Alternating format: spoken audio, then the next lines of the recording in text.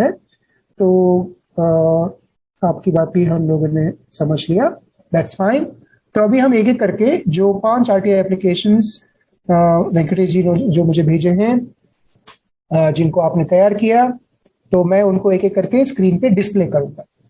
और जिन्होंने भी इस एप्लीकेशन को तैयार किया है, मैं उनका नाम पुकारूंगा या बुलाऊंगा। तो प्रेजेंटेशन आपको स्वयं करना पड़ेगा कि आपने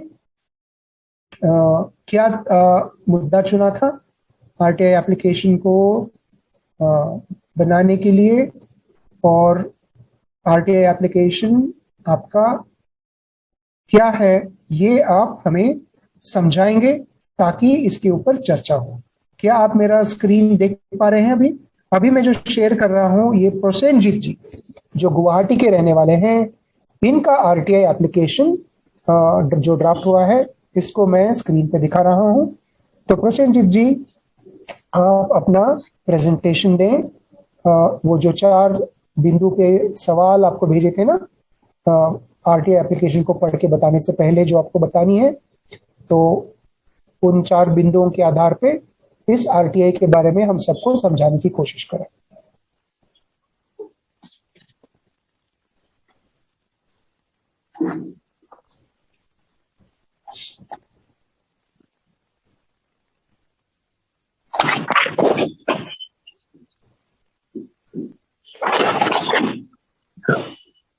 गुड मॉर्निंग सर, मेरा आवाज सुनाई दे रहा है? आपकी आवाज आ रही है। Yes, we can hear you, please clear. Yes. Question number 1। नहीं, क्वेश्चन से पहले आप बताइए आपने क्या मुद्दा चुना है। अच्छा, मेरा मुद्दा ये था, से आपको करना पड़ेगा। हाँ, वो 4 सवाल थे ना, आपको भेजे मेरा मुद्दा जो, pardon me if my Hindi is not okay. No, you can please speak in English. Don't worry, it's being translated. Please speak in English. Okay.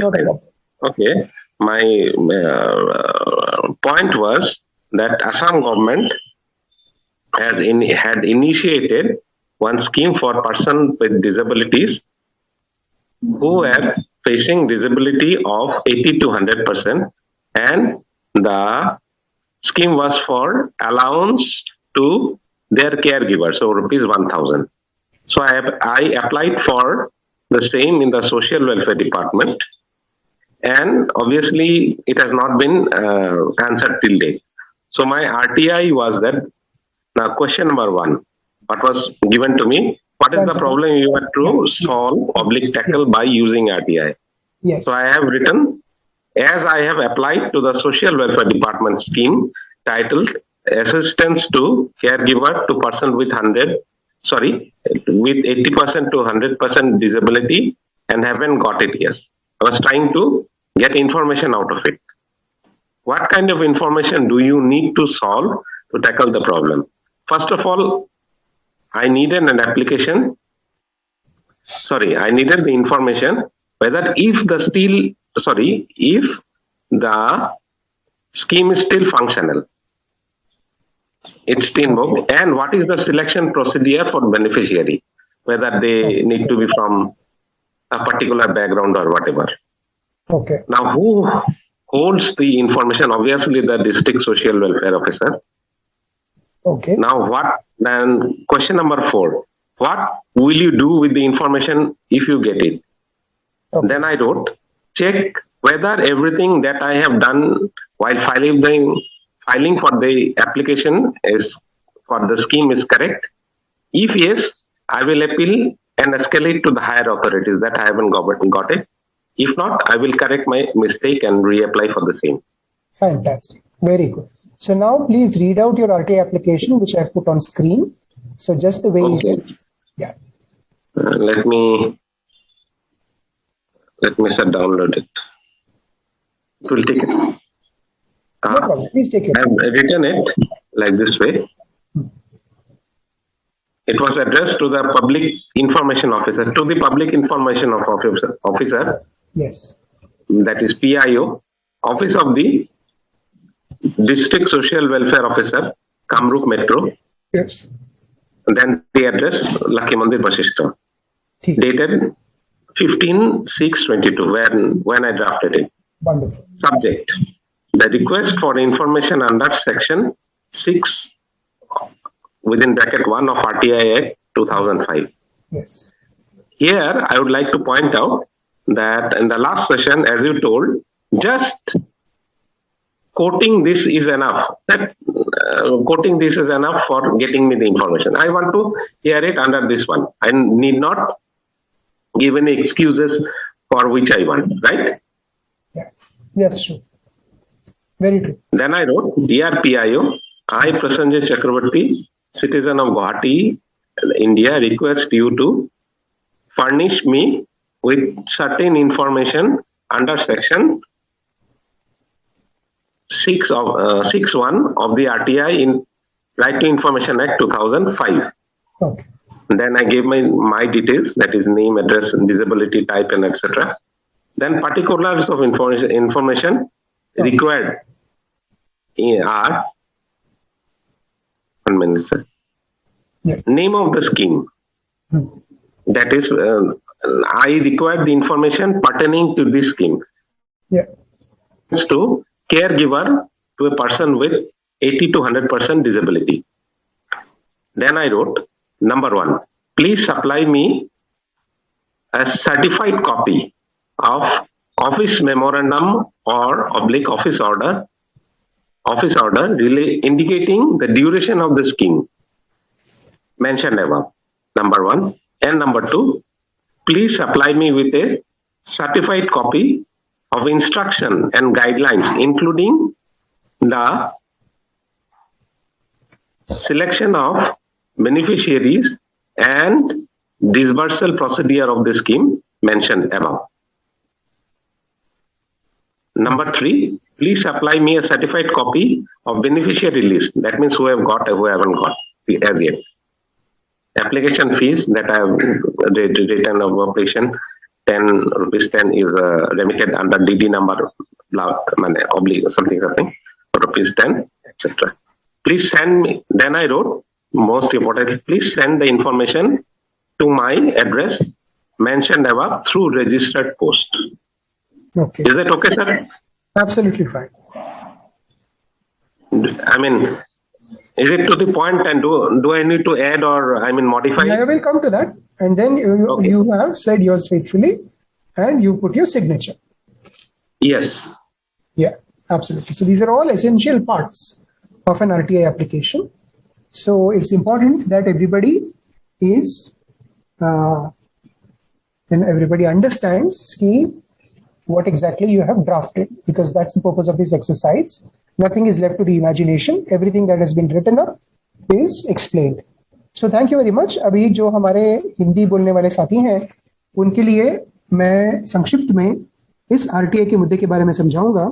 Prasenjit जी जो है गुवाहाटी के निवासी हैं, और उन्होंने कुछ समय पहले एक राज्य सरकार की जो योजना है, जो 80 से 100% डिसेबिलिटी वाले लोग जो हैं, उनके केयर गिवर्स या उनके देखरेख करने वाले लोगों को जो वित्तीय सहायता, फाइनेंशियल असिस्टेंस देने के लिए स्टेट गवर्नमेंट ने जो स्कीम चालू किया था, उसके तहत इन्होंने अपने लिए अर्जी डाली थी उस स्कीम के फायदे को हासिल करने के लिए। लेकिन डिपार्टमेंट की तरफ से कोई जवाब नहीं आया, और अभी तक ये इंतजार में है कि इनके एप्लीकेशन के साथ क्या किया गया है, हाँ या ना। तो इसलिए इस समस्या को लेकर इन्होंने इस समस्या को चुना है। इनका अपना निजी मामला है, लेकिन मैं तो ये मानता हूं कि इस तरह के बहुत सारे लोगों के अर्जियां जो हैं उन पर काम हुआ ही नहीं होगा, तो ये सार्वजनिक हित वाला मामला भी हो जाता है। न केवल प्रसेनजीत जी का अपना निजी मामला है, लेकिन ऐसे बहुत सारे लोग अगर इंतजार कर रहे हैं अपनी अर्जी के ऊपर क्या फैसला किया गया है इस बात को जानने के लिए, तो उन सबका भी ये मुद्दा बन जाता है। तो ये अच्छी बात है कि इन्होंने इसको चुना। तो इन्होंने इस RTI एप्लीकेशन को तैयार किया है इस वजह से कि जानकारी प्राप्त करें कि इनके अर्जी के साथ सरकार ने क्या किया, और यदि इनके अर्जी में कुछ अगर कमियां रह गई हो तो उन कमियों को दूर करने के लिए कोशिश करेंगे।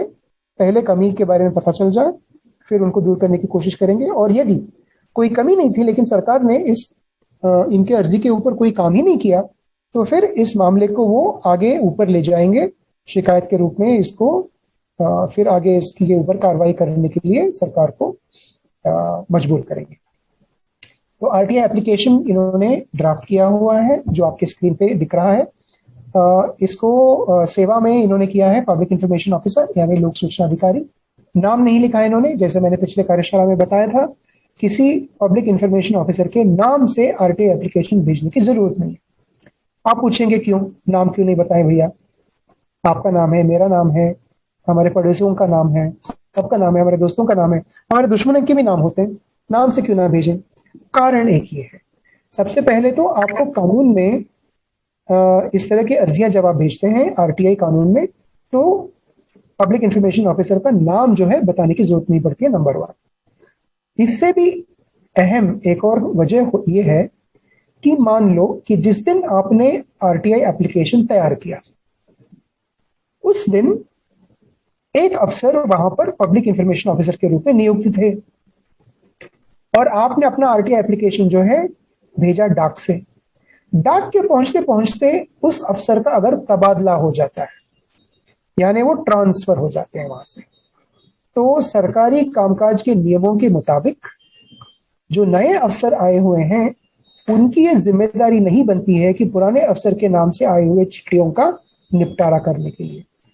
ये उनके यहाँ एक सिस्टम बना हुआ है कि वो चिट्ठी को वापस भेज देते हैं। लेकिन अगर आप किसी अफसर का नाम अगर नहीं बताया है आरटीआई एप्लीकेशन में, तो इसका मतलब यही बनता है कि जो भी अफसर उस पब्लिक इंफॉर्मेशन ऑफिसर का कार्यभार संभाल रहे हैं या उस कुर्सी पे बैठे हुए हैं, उनकी वो जिम्मेदारी बन जाती है कि आपके आरटीआई एप्लीकेशन के ऊपर निर्णय ले। That is the reason why we say कि पब्लिक इंफॉर्मेशन ऑफिसर का नाम या फर्स्ट अपीलेट अथॉरिटी का ऑफिसर का नाम लिखने की जरूरत ही नहीं।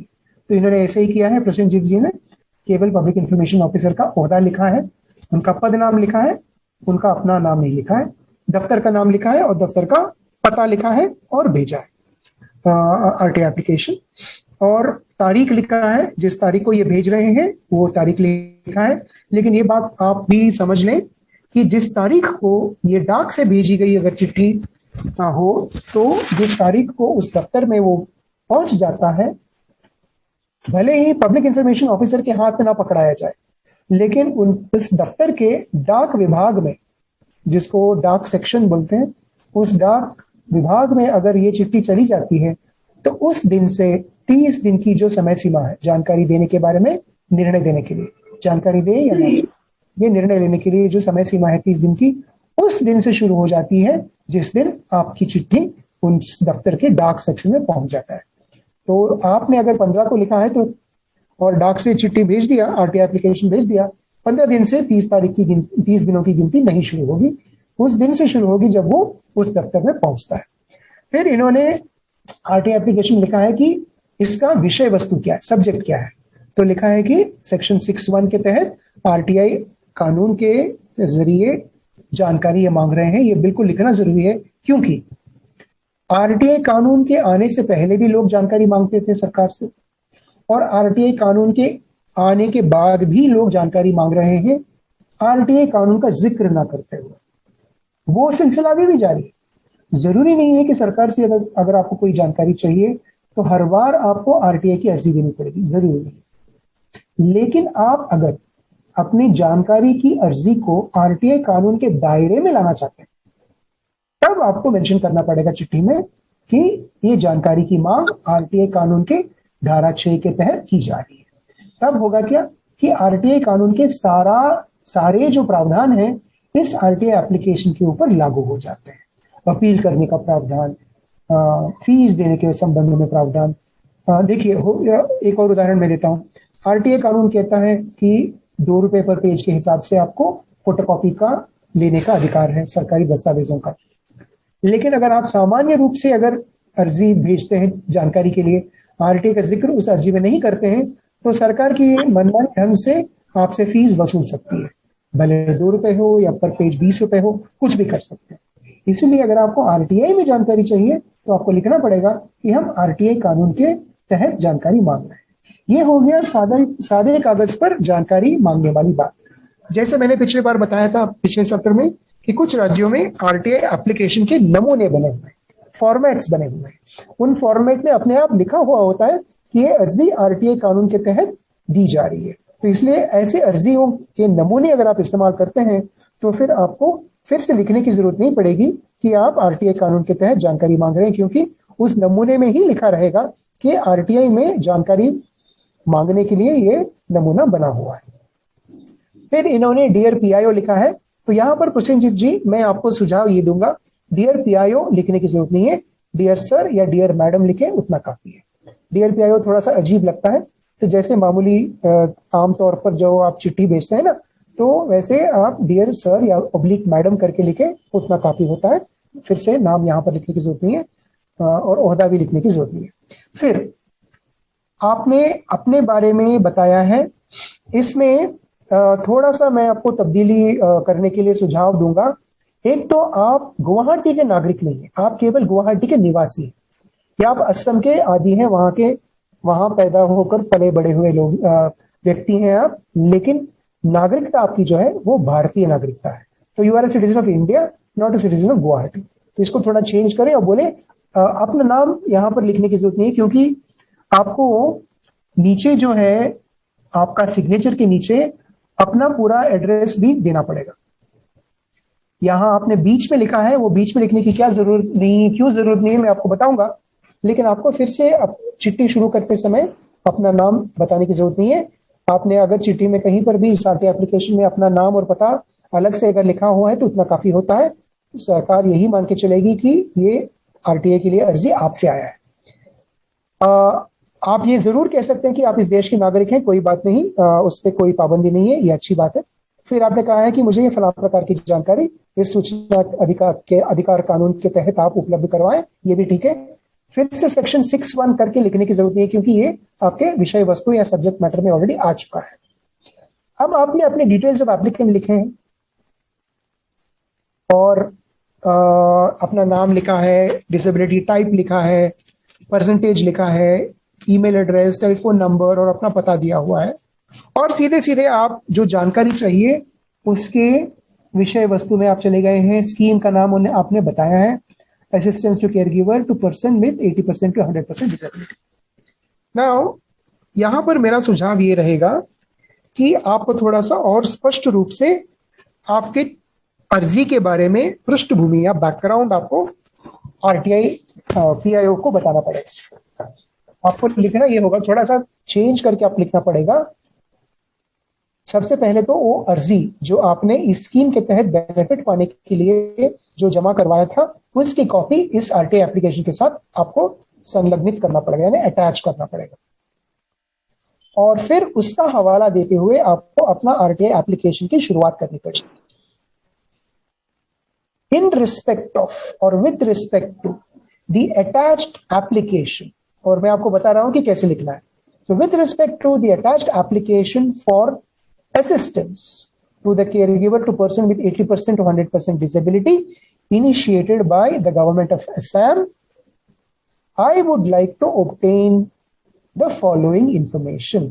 यानी संलग्नित मेरा जो अर्जी है इस राज्य सरकार के नया स्कीम जो है या पुराना स्कीम जो भी आप कह लें उसको, स्कीम का पूरा जो सरकार के हिसाब से जो नाम बनता है वो नाम लिखें, अपने हिसाब से उसका नाम ना बनाएं या अपनी समझ से उसका नाम ना लिखें। सरकार के दस्तावेजों में उस स्कीम का नाम क्या है उसी स्कीम का नाम आपको लिखना पड़ेगा, और बोले स्कीम के तहत जो मेरा अर्जी फलां तारीख को आपको सौंपी गई थी तो उसके संबंध में मुझे निम्नलिखित यानी नीचे बताए गए जानकारी उपलब्ध करवाने की कष्ट करें या उपलब्ध करवाए, इतना कहकर भी आप अपना आरटीआई एप्लीकेशन शुरू कर सकते हैं।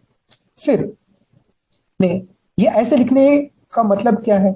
लिखने का मतलब यह है कि आप सीधे सीधे चिट्ठी के शुरुआत में पब्लिक इंफॉर्मेशन ऑफिसर को मजबूर करेंगे अपने बात को, उसकी बैकग्राउंड को समझने के लिए। तो आपके आरटीआई एप्लीकेशन पूरा पढ़ने से पहले वो बैकग्राउंड वाला चिट्ठी देखेगा कि ये है क्या, तो उसको तुरंत समझ में आ जाएगी कि आप इस स्कीम के तहत जो आपने अर्जी डाली थी उसके बारे में जानकारी आप मांग रहे हैं। तो उसमें आपको सबसे पहले तो आपका अपना अर्जी के ऊपर निर्णय क्यों नहीं हुआ ये आपको जानने का अधिकार है, और ये आप जानना चाहते हैं। तो आपका सबसे पहला सवाल वो होना चाहिए। यहां पर आपका पहला सवाल जो है, आपने स्कीम कितने समय तक था इसके बारे में आपने जानकारी मांगी है, ये सब जनरल जानकारी हो जाएगी। आपका मकसद ये है अपने सब अर्जी के बारे में क्या निर्णय लिया गया उसको जानने के लिए। तो आपका सबसे पहला सवाल होना चाहिए उस अर्जी के बारे में। तो प्लीज प्रोवाइड मी, आपको लिखना पड़ेगा, please provide me copies of all records relating to action taken on my attached application for assistance under the said scheme। ये पहला, यानी आपने मेरे मेरे इस स्कीम के तहत बेनिफिट पाने के लिए अर्जी जो है, इस पर आपने आज तक क्या क्या कार्रवाई किया है उसके बारे में दस्तावेजों की कॉपी मुझे देने का कष्ट करें, ये इसका मतलब है। दूसरा, you must also ask name and address, or sorry, name and designation of the officer who has the responsibility of making a decision on the attached application। यानी ये किस अफसर का जिम्मेदारी थी, किस अफसर की जिम्मेदारी थी कि आपके अर्जी के ऊपर निर्णय दे, फैसला करें कि आपको ये असिस्टेंस दिया जा सकता है कि नहीं दिया जा सकता है। अब हिंदी में जब मैंने आपको बताया तो ये सवाल के रूप में आपको लग रहा है। मेरे पिछले वाले सत्र में आपको बताया था कि जहां तक संभव हो सवाल के रूप में जानकारी मांगने की कोशिश ना करें। तो इस सवाल को हटाकर आप कैसे इसको एक स्टेटमेंट के रूप में जानकारी मांग सकते हैं हिंदी में। जैसे मैंने अंग्रेजी में बोला उसका हिंदी अनुवाद में बताऊंगा। आप ये कह सकते हैं, कृपया मेरे अर्जी के ऊपर निर्णय लेने की जिम्मेदारी जिस अफसर को दी गई है उसका नाम और पदनाम बताने का कष्ट करें। यानी please provide me the name and designation of officer who has the responsibility of making the decision on my application which is attached to this RTI application. फिर आपका तीसरा सवाल यह होगा कि आपको आज तक निर्णय क्यों नहीं दिया गया है कि आपको इस स्कीम के तहत बेनिफिट मिलेगा कि नहीं मिलेगा। तो ये सवाल आपको पूछना है। तो पूछने का तरीका यह है, please provide me the reasons for not giving a decision on my attached application। यानी आप कृपया मेरे अर्जी के ऊपर निर्णय आज तक ना लेने के पीछे के कारण बताएं, और यहां पर as कारण ये बताएं आपके दस्तावेजों के मुताबिक। So you have to say please provide me the reasons for not taking a decision on my attached application as per your official records. क्योंकि as per your official records आप नहीं लिखेंगे तो तुरंत पीआईओ कहेगा कि हमको कारण आपके लिए अलग से लिखकर भेजने की जरूरत नहीं पड़ेगी, कानून के तहत इसकी इजाजत नहीं है। तो जब आप एज पर ऑफिशियल रिकॉर्ड्स बोलेंगे तो इसका मतलब यही होगा कि उनको ढूंढना पड़ेगा अपने सरकारी दस्तावेजों में कि आपके अर्जी के ऊपर निर्णय लेने के पीछे के कारण क्या लिखे गए। और अगर कारण वहां लिखे नहीं गए हैं, वो मजबूरन आपको वो ये बताएंगे कि हमने आपके अर्जी के ऊपर आज तक कोई कार्रवाई नहीं की। आमतौर पर यही देखा गया है कि इस तरह के कारण बताने से बचने के लिए, क्योंकि उन्होंने कोई काम ही नहीं किया, अगर कुछ वाजिब कारण है, सही कारण है जिसकी वजह से उन्होंने निर्णय नहीं ले पाए, तो वो कारण तो आपको बताएंगे ही, वो तो रिकॉर्ड्स में लिखे रहेंगे। लेकिन उन्होंने आपके अर्जी को ठंडे बस्ते में अगर डाल दिया तो कारण ही नहीं होंगे बताने के लिए। तब होगा क्या, आमतौर पर हमारा एक्सपीरियंस यही रहा है। और मैं असम का ही स्टोरी, इस आरटीआई एप्लीकेशन के बारे में विश्लेषण करने के बाद मैं आपको असम का एक स्टोरी बताऊंगा कि आपको कारण नहीं मिलेंगे, रिकॉर्ड्स नहीं मिलेंगे, कॉपीज नहीं मिलेंगे। सबसे पहले आपको आपकी अर्जी की मंजूरी मिल जाएगी। You will actually get the approval of your application. This has been our experience. मैं आपको बताऊंगा वो स्टोरी बाद में। अब आपके बाकी वाले सवाल में जाते हैं, इनको कैसे और सुधारना। आपको पूछना सवाल नंबर 1 में, please supply me certified copy of the official memorandum order indicating the duration of the scheme mentioned above. उसके बदले आप ये पूछ सकते हैं कि provide me the copy of the implementation guidelines for this scheme. क्योंकि उस इम्प्लीमेंटेशन गाइडलाइंस में लिखा रहता है कि ये स्कीम कब शुरू होगा और कब इसको समाप्त किया जाए। फिर उस स्कीम गाइडलाइंस जब आप पूछ लेंगे ना, तो वो स्कीम गाइडलाइंस में आपको अपने दूसरे सवाल जो है स्कीम के बेनिफिशियरीज का सिलेक्शन, उसकी प्रक्रिया क्या है, वो आपको उस स्कीम के गाइडलाइंस में ही मिल जाएगी। यानी एक सवाल में आपको दोनों जानकारियां मिल जाए। फिर आपका तीसरा सवाल जो है, please provide me beneficiary certified copy of the beneficiary list of this scheme mentioned above. आप कितने साल से ये जो चल रहा है स्कीम, उसके हिसाब से आप स्पेसिफिकली बताएंगे कि कौन कौन से साल के लिए आपको वो बेनिफिशियरी लिस्ट चाहिए, क्योंकि हो सकता है कुछ लोगों को 1 ही साल बेनिफिट मिला हो, कुछ लोगों को 2 साल तक मिला हो, कुछ लोगों को तीसरे साल में पहली बार बेनिफिट मिलना शुरू हो गया हो। तो इसलिए कौन से साल के लिए आपको बेनिफिशियरी लिस्ट चाहिए ये आप स्पेसिफाई करें तो आपको वो जानकारी मिल जानी चाहिए। फिर आपने लिखा है कि 10 रुपए का डीडी आपने बनाया है अकाउंट्स ऑफिसर के नाम से और आपको जानकारी आपके एड्रेस पे रजिस्टर्ड पोस्ट से चाहिए। ये बिल्कुल सही है, आपने जो मांग है आपको बिल्कुल वाजिब है। अब मैं आपको एक एक्स्ट्रा सुझाव देना चाहूंगा mister Prasenjit, the information that you are asking, number 1, what happened to your RTI application? आपके एप्लीकेशन के साथ जो स्कीम के बेनिफिट लेने के लिए आपने समय जमा करवाया था क्या हुआ? That is your right to find out under section 41D. Whether government is approved or not approved, it is not approving is also an action. आपके एप्लीकेशन के ऊपर उन्होंने कोई कार्रवाई नहीं करी, अपने आप में ये इनएक्शन बन गया, तो उसकी जानकारी आपको लेने का अधिकार है, लेकिन बिना मांगे उनको बताना पड़ेगा, which means this comes under section 4. और स्कीम गाइडलाइंस भी सेक्शन 4 के मुताबिक ही आ जाते हैं, यानी सरकार को ये स्कीम गाइडलाइंस खुद ब खुद बतानी पड़ेगी। और बेनिफिशियरी लिस्ट ये भी सेक्शन 4 आरटीआई कानून का बतलाता है कि आपको जानकारी लेने के लिए आरटीआई एप्लीकेशन डालने की जरूरत ही नहीं है, आपको ये स्वयं जानकारी उनको देना पड़ेगा। ये कैसे? मैं आपको आरटीआई कानून का जो गैजेट नोटिफिकेशन है स्क्रीन पे शेयर कर रहा हूं, उम्मीद है कि आप सबको ये स्क्रीन दिख रहा होगा। ये है सेक्शन 4 और सेक्शन 4 के अंडर 4B जो है 41B, इसके तहत आप आगे नीचे जाके देखेंगे तो स्मॉल रोमन 12 ये कहता है कि the manner of execution of subsidy programmes including amounts allocated and details of beneficiaries of such programmes, this applies to the scheme for which you are also asking information, which means the government should have put these details on at least its website instead of waiting for you to ask for it. तो इसलिए आपको अपने RTI application के अंत में ये लिखना पड़ेगा कि अभी आपका आरटीआई एप्लीकेशन मैं फिर से शेयर कर रहा हूं स्क्रीन के ऊपर, एक सेकेंड। या तो at the bottom of an RTI application you'll have to write kindly note or please take note of the fact that all the information that I have described above is required to be disclosed suo motu, proactively or voluntarily as per section 41B(12) of the RTI Act. As I have not been able to locate this information on your website, I am constrained to submit this application formally. ऐसे लिखने से होगा क्या? Section 41B के बाद एक section 42 आता है, वो मैं आपको स्क्रीन पे दिखाता हूं। वो एक सेकेंड, हाँ, सेक्शन 42 में भी आपको अपने स्क्रीन पे दिखा रहा हूं। ये क्या कहता है? सेक्शन 42 ये कहता है कि जहां तक संभव हो सरकारी दफ्तरों को खुद ब खुद स्वयं यानी सुओ मोटो या वॉलंटरीली इतनी जानकारी पब्लिक को समय समय पर देते रहना पड़ेगा ताकि उनको उस जानकारी को मांगने की जरूरत ना पड़े। Public should have minimum resort to the use of this act to obtain information. So, public authority has to provide as much information suo motu to the public at regular intervals through various means of communication, including internet. तो इसका हवाला देते हुए आप अपना RTI application को समाप्त करेंगे ये कहते हुए कि as per section 41B, this information should have been publicly disclosed by you.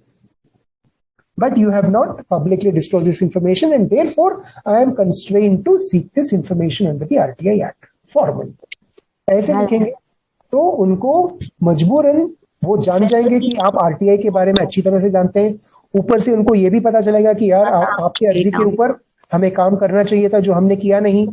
So they will definitely respond to you and they will probably give you the benefit first. Now I'll give you the story. Story ये है कि RTI कानून के implementation को लेकर जब studies हुआ करते थे कुछ साल पहले, तो अलग अलग स्टेट में इस कानून के इम्प्लीमेंटेशन को लेकर क्या हाल है इसके स्टडी हुआ करती थी। तो असम से एक स्टोरी कलेक्ट हुआ था। स्टोरी ये था कि असम के किसी दूर दराज वाले जिले के एक दूर दराज वाले गांव से एक महिला ने 10 साल पहले यानी 2003 में, स्टडी हुआ तो 2013-14 में, उसके 10 साल पहले उन्होंने आंगनवाड़ी की कार्यकर्ता यानी कल भी नहीं आई थी, आता हूंगी तो देखूंगी पक्का।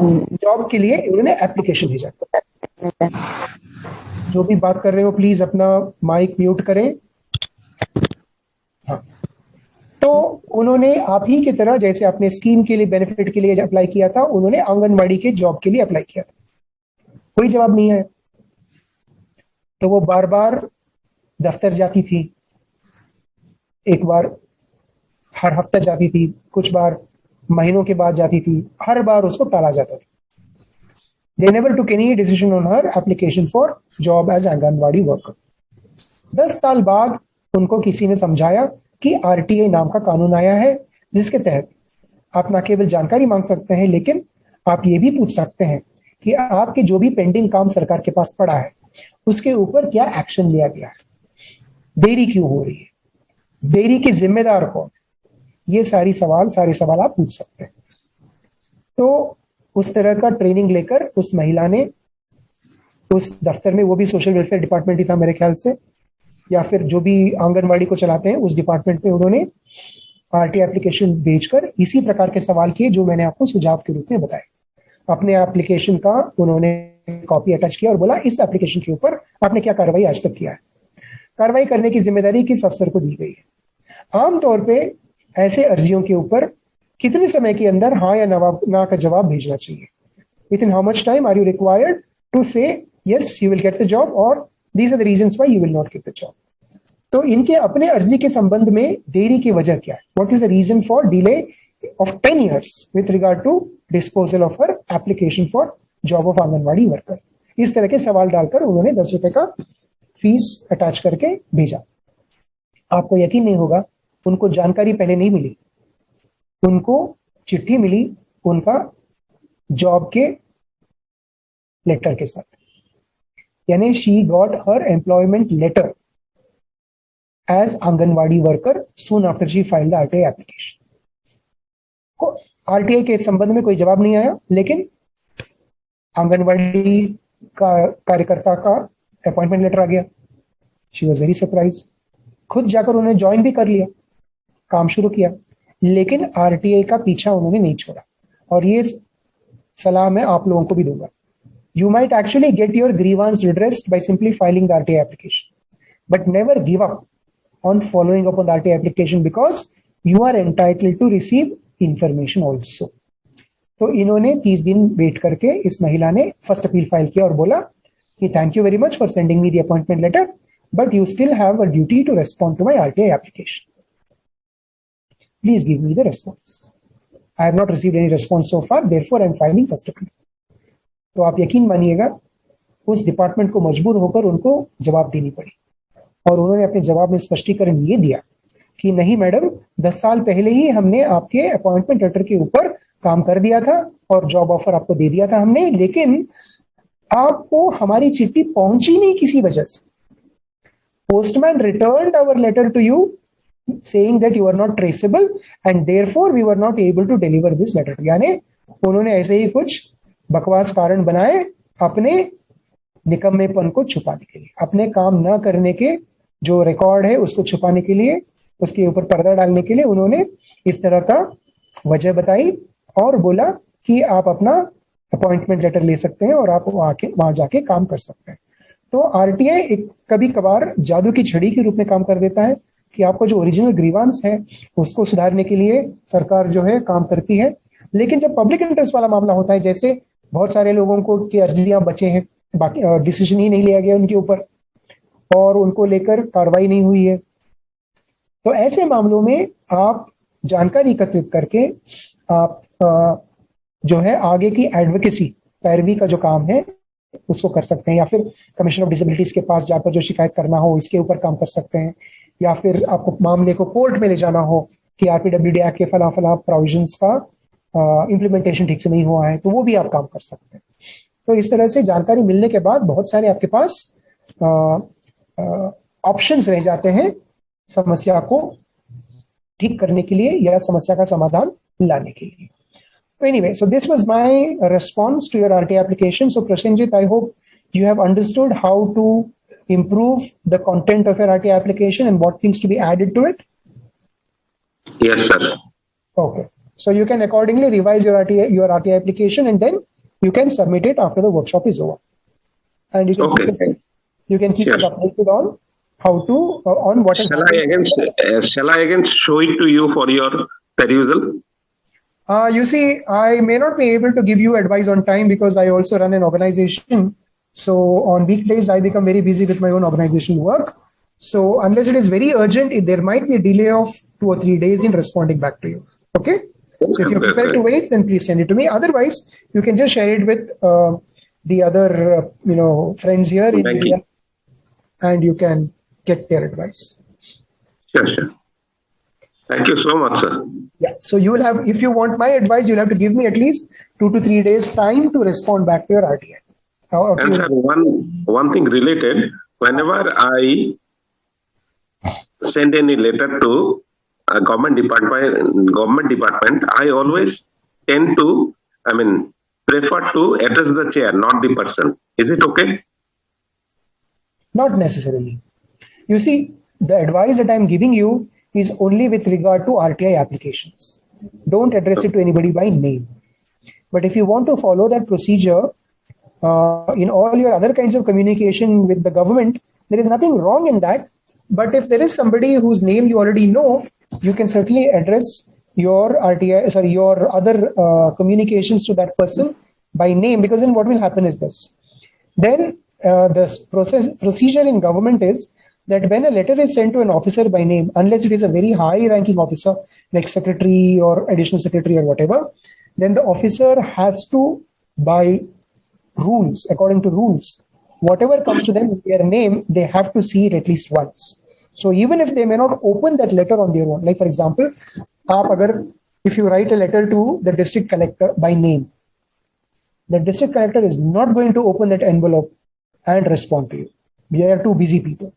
Instead, what will happen is your letter will first go to the dark section. The dark section will make an entry in the inward dark register, जिसको हिंदी में बोलते हैं आवक register, and then they will put up the matter to the concerned caseworker or section officer. Only if it needs the attention of the district collector will it go to that person. Otherwise, if it is a matter that can be handled by the other subordinate officials in that office, they will handle it and they will respond back to you. So unless, of course, there is no response at all to your communication, even though you send it in the name of the collector, then the next letter, which you will send as a reminder or as a complaint saying, no action has been taken on my communication, and if you address that to the collector by name, then the officers in that office will know that, yes, last time we didn't show it to the collector, but this time there is a proper complaint that has come. So therefore, they will put up that file to the collector concerned. In some other offices, it all depends upon the way in which collectors work or senior officers work. If they have a practice of looking at every letter that comes to them in their name, then they will see it first and foremost after the entry is made in the dark register. Otherwise, it is generally seen by subordinate level officials and they take action on it. Only when there is an important matter where they require the DCs or the district collectors advice on what to do with your communication, only then they will put up the matter to the district collector. Otherwise, it is handled by lower ranking officials in the office. Okay. Any other questions, Prasenjit? No, sir. Thank you so much. Thank you. अच्छा, प्रसेंजit जी के जो RTA application का हमने इतना लंबा चर्चा किया, क्या किसी और के आप में से सवाल हैं कि इन्होंने जो प्रेजेंट किया इसको लेकर, इससे रिलेटेड